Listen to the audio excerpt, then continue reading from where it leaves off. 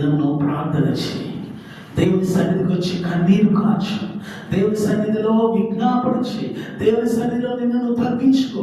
దేవుని సన్నిధిలో దీనత్వం కలిగి దేవుని సన్నిధిలో నీ హృదయాన్ని చింపుకొని నువ్వు కన్నీరు కారిస్తే దేవుడు నీకును ఇదే వాగ్దానాన్ని దేవుడు దయచేయబోతూ ఉన్నాడు.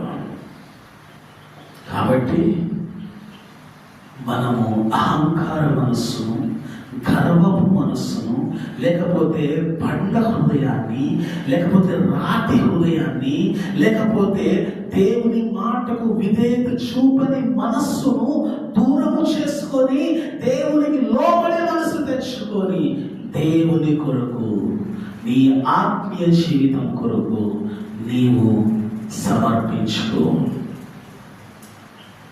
హోషేయను చూచి నేర్చుకున్నాను.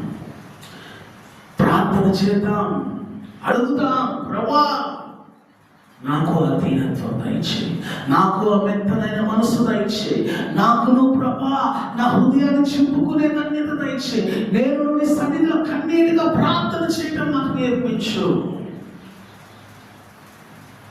రాజు తన స్థాయిని పక్కకు పెట్టాడు.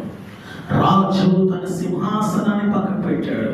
రాజు తనకున్న హోదాను పక్కకు పెట్టి దేవుని సన్నిధిలో మోకరించి బట్టలు చింపుకొని ప్రార్థన చేశాడు. నేను అలాగా ప్రార్థన చేయగలగాలి. దేవుడి మాటలు దీవించుగాక.